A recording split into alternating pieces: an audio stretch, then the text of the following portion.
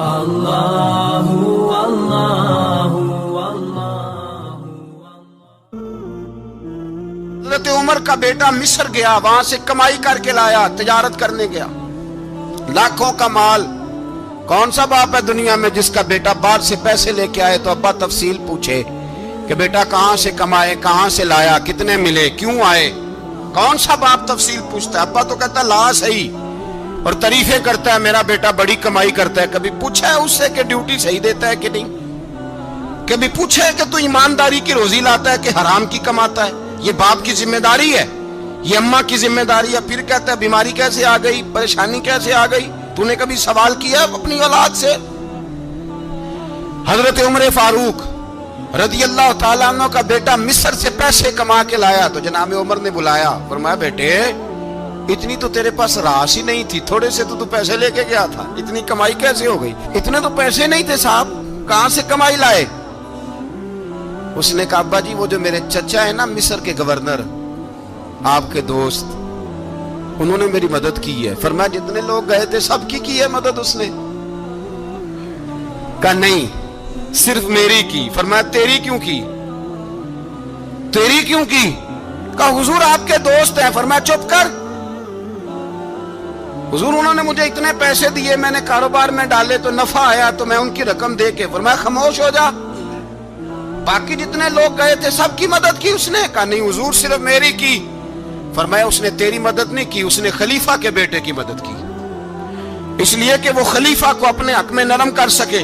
فرمایا آدھا مال تیرا ہے، آدھا مال غنیمت کا ہے، مال خزانہ کا ہے، مسلمانوں کا ہے، اس لیے کہ تو جو وہاں سے مال کما کے لایا ہے وہ اپنے باپ کے خلیفہ ہونے کی وجہ سے کما کے لایا ہے، لہذا رکھ ادھر۔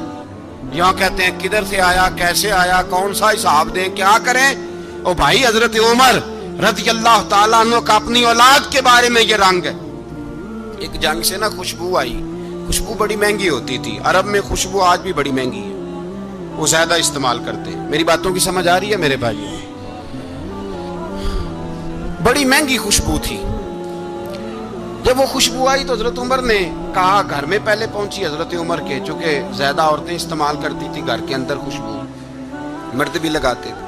حضرت عمر نے اپنی بیوی سے کہا، آپ کی زوجہ تو تھی وہ بڑی خوشبو کو پسند کرتی تھی۔ حضرت عمر نے اپنی زوجہ سے کہا کہ خوشبو لاؤ، میں نے ایک عورت کی ڈیوٹی لگائی ہے، وہ خوشبو تول کے نا تو پیسہ برابر صحابہ میں بانٹ دے گی۔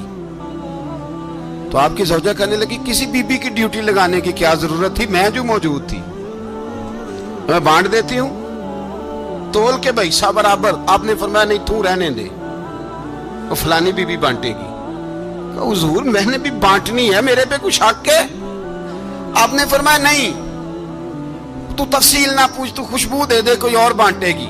خاتون خانہ تھی نا، کہنے لگی نہیں مجھے بھی آج آپ کو بتانا ہی پڑے گا کہ کوئی جو بانٹ سکتی ہے تو میں کیوں نہیں بانٹ سکتی؟ زوجہ کہتی عمر نے بات کی تو میری چیخیں نکل گئی۔ حضرت عمر فرمانے لگے جب تو خوشبو بانٹے گی نا تیرے ہاتھوں کو بھی لگے گی، تیرے دوپٹوں کو بھی لگ جائے گی۔ اگر رب کریم نے مجھ سے سوال پوچھا کہ عمر خوشبو تو مسلمانوں کی تھی، تیری بیوی کے دوپٹے کو کیوں لگ گئی، تو میں اللہ کے حضور کیا جواب دوں گا؟ اگر اللہ نے یہ سوال کیا کہ تیری بیوی نے کیوں لگائی، وہ تو حصہ تھا مسلمانوں کا، تو نے تیری بیوی نے کیوں لگائی؟ تو فرمایا میں نہیں چاہتا کہ اللہ کے حضور مجھے اور تجھے باز پرس ہو، لہذا کسی اور کو بانٹنے دے۔ زوجہ روئی اور تڑپ کے کہنے لگی عمر مجھے لگتا ہے صبح قیامت بھی تیری بیوی ہونے کی وجہ سے اللہ مجھے جنت عطا فرما دے گا، تیری زوجہ ہونے کی برکت سے۔ بھائی یہ معیار رکھا، خدا کی قسم ایسا شخص تاریخ میں دوبارہ نہیں آیا۔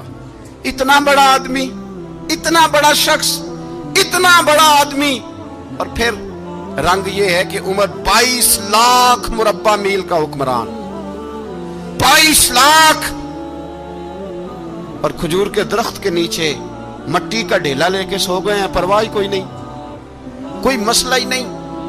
2 غلام ساتھ بیٹھے تو ایک روٹی حضرت عمر نے گھر سے منگوائی، تھوڑا سا سرکہ، تو غلام کہنے لگے ہم نے بھی کھانی ہے۔ فرمایا کوئی حرج نہیں، روٹی کو پیٹ بھر کے کھانا ضروری تو نہیں، 3 حصوں میں بانٹ لیتے۔ ایک آدمی آیا ہوا تھا مصر کا رہنے والا ملنے کے لیے، اس نے پوچھا عمر کدھر ہے؟ تو کہا وہ ادھر جاؤ مسجد میں بیٹھے ہوں گے. اور واپس آیا تو کہنے لگا وہاں تو 3 غلام بیٹھے ہیں, ایک روٹی بانٹ بانٹ کے کھا رہے ہیں, لگتا ہے کئی دنوں سے روٹی نہیں ملی. کہا 3 غلام تو کوئی نہیں, وہاں 2 ہی تھے, تیسرے تو امیر المومنین تھے. اس نے کہا نہیں نہیں 3 غلام ہیں, کپڑے بھی ایک طرح کے پہنے ہوئے, بلکہ 2 کے تو پھر صحیح ہیں, تیسرے کے تو زیادہ ماڑے ہیں. کپڑے بھی ایک طرح کے, کھانا پینا بھی ایک طرح کا, اور ان کا نشست برخاست بھی ایک طرح کی ہے, لہذا کوئی فرق نہیں. حضرت ابو ہریرہ کہتے ہیں میں لے کے آیا, اور جناب عمر کو جب میں نے کچی زمین میں تامت سمیٹ بیٹھے دیکھا تو میں رو پڑا. میں نے اس مصر سے آنے والے کو کہا تو اس کے جلوے دیکھ, اگر اس کی ذات میں اتنا حسن ہے تو محمد عربی کا مقام کیا ہوگا.